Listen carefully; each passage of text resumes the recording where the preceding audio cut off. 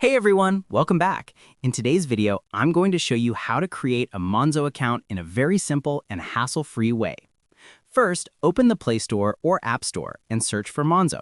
Once you find the app, tap Install and wait for it to download. When the installation is complete, open the Monzo app. On the home screen, choose I am new to Monzo. The app will guide you through everything, so just follow the on-screen instructions. You'll be asked to enter your email address. After typing it in, open your email app and click the verification link Monzo has sent you.